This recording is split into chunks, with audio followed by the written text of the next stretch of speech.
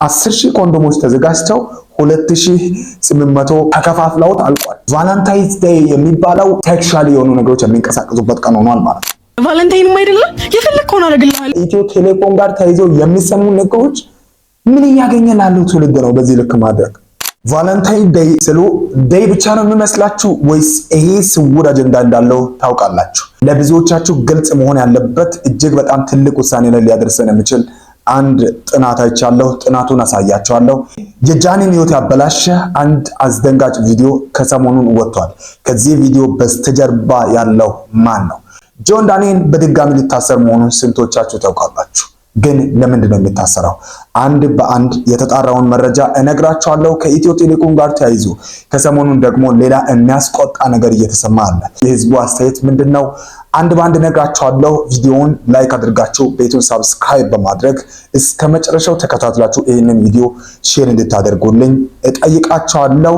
እጅግ በጣም አስደንጋጭ የተባለ መረጃ ከቫለንታይን ዴይ ጋር ተያይዞ ተሰምቷል። ምንድነው የተሰማው? በሚላኖ የኦሎምፒክ መንደር የኮንዶም እጥረት አጋጠመ ይላል። በሚላኖ ካርቲና የክረምት ኦሎምፒክ ላይ የሚሳተፉ ስፖርተኞች የቫለንታይን ወይም የፍቅረኛሞች ቀንን በታላቅ የኦሎምፒክ ስሜት የተቀበሉ ይመስላል።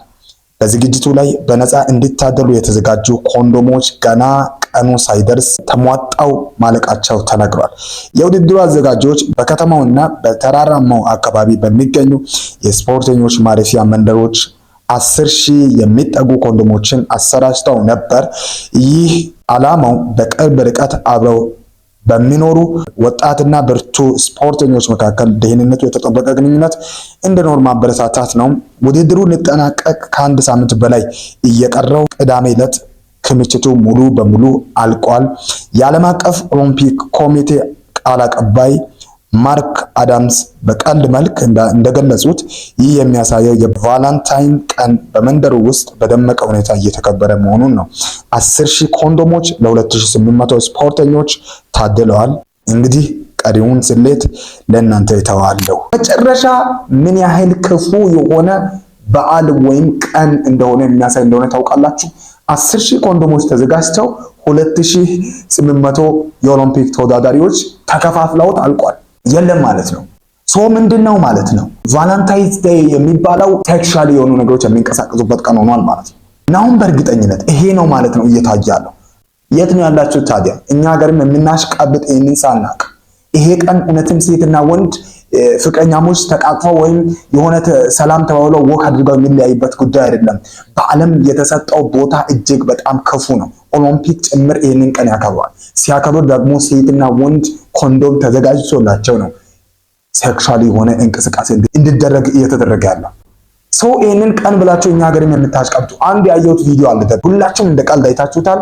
እኔ ግን ያየሁበትን መንገድ እነግራችኋለሁ። ወደ ቪዲዮ አባት አባት አባት አባት አባት አባት አባት አባት አንዴ ጠብቀኝ፣ አንዴ ቁምማ። ዛሬ ቫለንታይን ነውና አብረኸኝ እራት እንድትበላ ነበር። ሲንግል ነኝና ዛሬ አብረኸኝ እንድትሆን ፈልጋለሁ። ቫለንታይንም አይደለም የፈለግከውን አደርግልሃለሁ፣ የፈለግከውን ብር ሰጥካለሁ። ዛሬ አብረኸኝ እንድትሆን ብላ ማይም ዳዲን ደግሞ ቤት የሉ እና አብረን አንሆን። ካለባበሷ ስንነሳ አለባበሷ ሲጀመር የሚያሳየው ይሄ ቀን በጣም አስቸጋሪ፣ አስጠልታ ሴክሹዋል ለሆነ እንቅስቃሴ የተዘጋጀ መሆኑን የሚያሳይ ነው። ምናልባት ምንም አይነት ነገር አስበው ሊሆን ይችላል። አይዳውን ነው። ሲቀጥል ደግሞ ቤተሰብ ቤት የለም። ስለዚህ ዛሬ ከኔ ጋር እራት ሲንግል የሆኑት ምን አስበው ነው በዚህ ቀን የሚገናኙት? ምንድነው ዓላማው ለዚህ ጉዳይ? ይሄ ጉዳይ በጣም አስቸጋሪ ስለሆነ ነው። ፍቅረኛሞችስ በፍቅር ህይወት አብረው ያሉ ሰዎች በዚህ ቀን እውነትም ለሴክሹዋል ነገር መድረስ አለባቸው፣ መሄድ አለባቸው። በጣም አስቸጋሪ ስለሆነ ነው። ምስጢሩን ማወቅ ሁላችንም ስላለብን ነው። እንደ ኢትዮጵያ ይህንን ጉዳይ በጣም ተጠንቅቀን በማስተዋል ማየት ስላለብን ነው። ሲንግል ስለሆንኩኝ ከዛ ቤተሰቦቼ ማብረው ስላሉ እራት ከበላ በኋላ ወዴት የልኬን ነው። በቃ ዓላማው ሴክሹዋል ለሆነ እንቅስቃሴ መሆኑን ሁላችሁም እንድትረዱ ብቻ እፈልጋለሁ። ይህንን ስል ግን እኔ እያልኩኝ ያለሁት ለምን እንደሆነ ታውቃላችሁ? ይህንን ቫለንታይን ዴይን እንደ ኢትዮጵያ ያሉ ሀገራት ብቻ ሳይሆኑ በዓለማችን ላይ የተለያዩ ሀገራት ይህንን በዓል እንደማያከብሩ ታውቃላችሁ? ማክበርን በፍጹም የከለከሉ ሀገራት አሉ። እነማን ናቸው? ተመልከቷቸው። ቫለንታይንስ ዴይን እያከበራችሁ ያላችሁ ወይም ደግሞ የማታከብሩ ሰዎች አይዟችሁ፣ ብቻችሁን አይደላችሁ። እዚህ ቀጥሎ የሚዘረዝርላችሁ 10 ሀገራት ቫለንታይንስ ዴይ በሀገራቸው እንዳይከበሩ የከለከሉ ወይም ደግሞ ያገዱ ሀገራት ናቸው። ይህም ማለት በእነዚህ ሀገራት ውስጥ የሚኖሩ ሰዎች ቫለንታይንስ ዴይን አያከብሩም ማለት። አንደኛ አፍጋኒስታን፣ ሁለተኛ ኢራን፣ ሶስተኛ ብሩናይ፣ አራተኛ ሳውዲ አረቢያ፣ አምስተኛ ፓኪስታን፣ ስድስተኛ ኳታር፣ ሰባተኛ ማሌዥያ፣ ስምንተኛ ሶማሊያ፣ ከዛ በመቀጠል ሞሪታኒያ እና ኢንዶኔዥያ ናቸው። ይህን ቪዲዮ ለማያከብረው ጓደኛችሁ ላኩለትና ብቻህን አይደለም በሉ። እነዚህ ትላልቅ ሀገራት እንኳን ይህንን ከልክለዋል። ለምንድን ነው የከለከሉት? ምንድን ነው ችግሩ? የከለከሉበት ምክንያት አለ ማለት ነው። ሳውዲ አረቢያን ጨምሮ ፓኪስታንን ጨምሮ ይህንን ጉዳይ ከልክለዋል። በቃ ተከልክሏል በእነዚህ ሀገራት። ይህንን ጉዳይ እናደርጋለን። ከዚህ ጋር ተያይዞ በጣም ያስደነቀኝ ደግሞ ሲንግሎች በቲክቶክ ወንደር ምን እያሉ ነው? ሲንግሎችን እንያቸው ትንሽ። ቫለንታይን ዴይ ከኛ ባህል ያፈነገጠ ሴጣናዊ ቀን እውነት ነው። ይከበር። በየቦታውና በየአካባቢው የሚሳሳሙና የሚጠቃቀፉ ፍቅረኛሞች እንቃወማለን። እውነት ነው። የሲንግሎች መብት ይከበርልን። ለማንኛውም የፈለኩትና የወደድኩት ነው የሲንግሎች ቀን ይከበርልን። በቃ ቫለንታይን ዴይ የምን ነገር ይቆም እያሉ እንግዲህ በጣም የሚያዝናና ቆንጆ ነገር እየሰሩ አሉ። ቴንኪው። ለማንኛውም ቫለንታይን ዴይ በእኛ ሀገርም እንደኔ እኔ ጥቅሙ ምንድን ነው? እስኪ ሀሳባችሁን እናንተ አጋሩ። እኔ ምንም አልልም፣ ግን እናንተ ሀሳባችሁን እንድታጋሩ ይኸው ኮሜንት ሴክሽኑን ክፍት አደርግላችኋለሁ። ሀሳባችሁን ልታጋሩን ትችላላችሁ። ጃኒ የወደቀችበትን ጊዜ ታውቃላችሁ? ዛሬ ከጆን ዳንኤል ጋር ስትጣላ አይደለም ጃኒ የተበለችው በዚህ ቀን ነው። የራቁት ቪዲዮ ይኖረዋል። ምክንያቱም ሌላ አብራችሁ ነበራችሁ እንዴ? አዎ፣ እንዲያውም ላይቭ ላይ አንድ የተለቀቀ አይቼ በሳቅ ስሞት ነበር። አሁን እሱ ተለቆብን ነው። ማን ይልቀቀው የማውቀው ነገር የለም። ተለቀቀ። አሁንም ሌላ ቪዲዮ ይኖራል እሱ ጋር። እኔ በጣም በእውነት ነው ያፈርኩት። ባለፈው ቪዲዮ ላይ ብያቸዋለሁ። እነዚህ ልጆች ገና ህፃናት ናቸው ብያቸዋለሁ። ገና እንጭጭ ማለት ነው።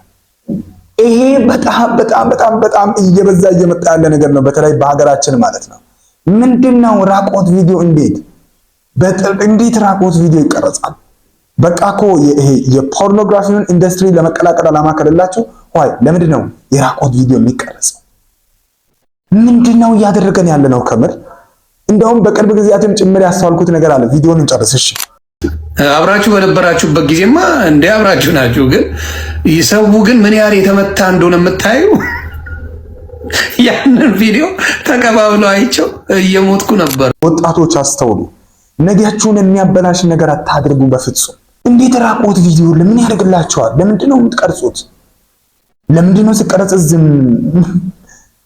የወደቀችው ዛሬ መስሏችሁ ነው እንዴ? በዛን ቀን ነው ማለት ነው ውድቀት የጀመረው። ፕሊዝ በእናታችሁ ይህንን ቪዲዮ በተቻላችሁ አቅም ሼር አድርጉ።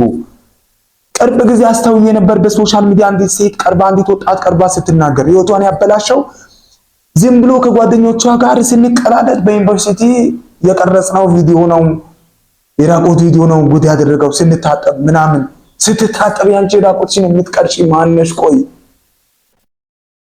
እንቅስቃሴ የሚያደርግ እኮ ነው። ስልካችሁ ከእጃችሁ እኮ አንድ ቀን ሊጠፋ ይችላል።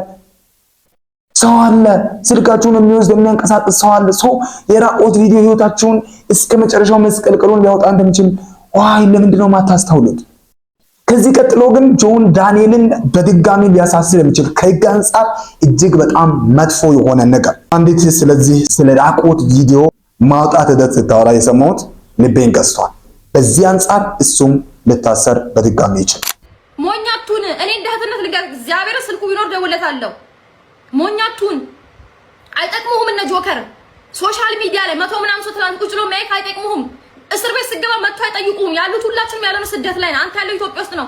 ስትታሰር አጠገብ ያለ ሰው ቤተሰብ ነው የሚጠይቅህ፣ ማንም አይጠይቅህም። የሚጠይቅህ እግዚአብሔር ብቻ ነው። የሷን ቪዲዮ በቴሌግራም ልክልሃለሁ። ሌላ ነገር አለ። ሪካርዶች አድርጋታለሁ። ራቁቷ ሆና ወይኔ ሳምሪ ትታሰራለህ እኮ እኔ አሁን አንተ ላይ እንደዚህ ማስነሳት አልፈልግም። ትታሰራለህ እኮ። ይሄም እኮ ወንጀል እኮ ነው። ሴት ልጅ እርቃን መቅረጽ እኮ ወንጀል ነው። ጆንዬ ምን ነክቶት ነው ግልጁ? እግዚአብሔር ቤተሰቦቹ የሚመክረው የለም ከጎኑ ሲሆን የእውነት ውርደት ነው። በቃ እግዚአብሔር ታስታውሳላችሁ አይደል? ዛሬም ያንን ስህተት እንዳደግም ጆን ዳንኤል ቢ ኬርፉል። ያንን ስህተት እንዳደግመው ገስት ገብተክ ሰው ቤት ኦኬ፣ ሰው ቤት ገስት ገብተክ ጆከር ቤት ገስት ገብተክ ማውራት አይጠበቅብህም። እርቃኗ ቪዲዮ አለ ምን አለ አትበል። አይመለከትም ስለሷ እርቃን ቪዲዮ ኮል ደውላለኛ ስለሽ ኢቭን አንተ ራስን ዲፌንድ ማድረግ ፈለክ። ውርደታችንን ነው በቃ። የመጨረሻ ሰው ሲወድቅ ምን እንደሚያደርግ ታውቃላችሁ? እንደዚህ አይነት የወረዱ ነገሮችን ነው የሚያደርገው። ጆን ዳንኤል በዚህ ሂደት የምትቀጥል ከሆነ በእርግጠኝነት በህግ ጥላ ስር ትሆናለህ። ብቻ አይደለም ረጅም ጊዜ ያስቀጣሃል።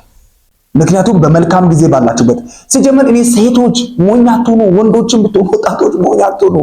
ራቁታችሁን በፍጹም በቃ አራት አድርጉ። ሞኞች አትሁኑ። ህይወታችሁን ገደል አትክተቱ። ሰው ዘንድሮ ሰው አምነ ከሰው ጋር ሆነ እውነት አብሮኝ ይሆናል ብለህ ቪዲዮ ትቀርጻለህ፣ ቪዲዮ ትቀርጫለሽ ቆመሽ ራቁትሽን። አረው ነው ይሄንን ነገር አቁሙ። ቀጣይ የብዙ ወጣትን ህይወት ሊያበላሽ የሚችል አደጋ ስላለው ነው ይሄንን ብላችሁ ፕሊዝ ተጠንቀቁ። ከዚህ አንፃር ይሄንን ብዬ ልለፍ። ጆን ዳንኤልን ሊያሳስር የሚችል ብቸኛው ነገር ከሰሞኑን ካለው ሁኔታ አንፃር እጅግ በጣም አስቸጋሪው ይሄ የራቆት ቪዲዮ ካንተ አንፃር እየወጣ ከሆነ ራስን ጠብቅ በደንብ። እቺ ልጅ ተናግራለች ጥሩ አድርጋ። ሌላው ከሰሞኑን በጣም ኢትዮጵያውያንን ያነጋገረ ደግሞ አንድ አስደንጋጭ ነገር በድጋሚ ከኢትዮ ቴሌኮም ጋር ተያይዞ ተሰምቷል። ምንድነው? በቅርቡ የዋጋ ጭማሪ ያደረገው ኢትዮ ቴሌኮም በድጋሚ የዋጋ ጭማሪ አድርጓል። ኢትዮ ቴሌኮም በድጋሚ የዋጋ ጭማሪ ያደረገው ያልተገደበ ኢንተርኔት ጥቅል ላይ መሆኑንም ከኋላ እንደምትመለከቱት ተመልክቻለሁ። በዚህም ወርሃዊ ከ1800 ብር ወደ 2000 ብር፣ ዕለታዊ ደግሞ ከ85 ብር ወደ 95 ብር እንዲሁም የአንድ ሰዓት የኢንተርኔት ጥቅል 20 ብር ገብቷል። በጉዳዩ ላይ እስካሁን ኢትዮ ቴሌኮም ያለው ነገር የለም። እናንተስ ሐሳብ አስተያየታችሁ ምን ይመስላል? በኮሜንት ላይ አስቀምጡ። እኔ እውነት ልቤ ነው የተሰበረው። ታውቃላችሁ ቅርብ 3300 ብር ለነበረው አሁን 4900 ብር ገብቷል። የ3 ወር እጅ ራሴ ያጣራሁትን ነው የምላችሁ። ከዛ ደግሞ አሁን በድጋሚ ተጨምሮበታል። ምንድነው? ቆይ ለምንድነው? በእውነት እኔ በጣም ተሰምቶኛል። አላውቅም እንደግሌ በጣም አስቸጋሪ ጊዜን እያሳለፈ ላለው ህዝብ መንግስትም ጭምር እንዴት እያሰበ እንደሆነ አይደው ነው በቃ እኔ አላውቅም። ከዚህ አንፃር ከኢትዮ ቴሌኮም ጋር ተያይዘው የሚሰሙ ነገሮች ምን እያገኘ ላለው ትውልድ ነው በዚህ ልክ ማድረግ?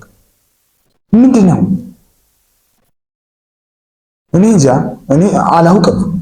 ምናልባት ምንም ተብሎ ሊጨመር ይችላል፣ ግን የተጨመረበት ከይዝ ዓላማ ሊኖረው ይችላል። ግን አይዶን ነው ለኔ በጣም አስቸጋሪና አስጠልጣ ነው። በቃ ሰው እኮ ራሱን በሚዲያ ለመቀየር የሚታተር ሁሉ ወራዊውን አንድ ሚኒት የሚጠቀም ነው። ለዚህ ደግሞ ህዝብ አስቡ፣ አንድ ሰዓት የምንጠቀመውን በ20 ብር መግዛት። እስኪ ሐሳባችሁን አጋሩ። እኔ ግን እውነት እንዴት እየታየ እንደሆነ እንዴት እየታሰበ እንደሆነ አልገባኝም። ሐሳባችሁን እናንተ አጋሩ። ለኔ ግን በእውነት ብቻዬን ነው እንደ ማለቅሰው እስከ ድረስ ነው፣ ወይም ብቻዬን ነው እንደ በዚህ ልክ የሚጨነቀው እስከ ድረስ ነው ነገሩ ያደረገኝ። የመጨረሻ ፈታ የሚያደርጋችሁን አንድ ቪዲዮ፣ ይሄንን ቪዲዮ ሳይ የእውነት ነው ወይስ እየቀለደ ነው አላውቅም። እስኪ ቀልድ ነው እውነት ነው እናንተም ታጋሩኛላችሁ። ፈታ በሉበት። ሐውልዳሪው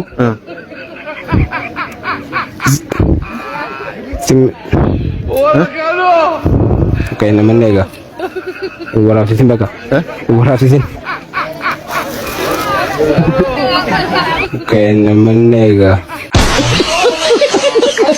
ሆነ ጊዜ በጣም ሲንቀሳቀስ የነበረ በእንግሊዝኛ ራሴን አስተዋውቅ ተብሎ ያልቻለ ሲመረቅ ማለት ነው። እውነቱን ለመናገር እንደዚህ አይነት ሰዎች ወደ ካሜራ ባይመጡ ይሄ የተማረውን ማሰደብ ነው የእውነት። ሐውልዳሪው ተብሎ ዩኒቨርሲቲ ተመርቆ አበባ ምናምን ይዞ ጓን ለብሶ አለማወቅ እያወቅ እንዲህ እንኳን ማድረግ የለብህም። ምክንያቱም ይሄ ለተማሩ ለሌሎች ጭንቀት ስለሆነ። ለማንኛውም ፈታ ብላችኋል። ያስደነገጡን፣ ያሳዘኑን፣ ያስቸገሩንን ጉዳዮችንም አንድ በአንድ አንስተናል። በሌላ ቆንጆ ቪዲዮ እንገናኛለን። ይሄ ቪዲዮ ጥሩ አስተማሪ ነገሮች ያታከሉበት መሆኑን ሁላችሁም ተገንዝባችኋል። ስለዚህ ምንድነው የሚጠብቁት? ሼር በማድረግ ተባብሩ። የአቦክ ሚዲያ ነው። አብራችሁን ቆይታ ስላደረጋችሁ እናመሰግናለን። በሌላ ቪዲዮ እስክንገናኝ ሰላም ነው።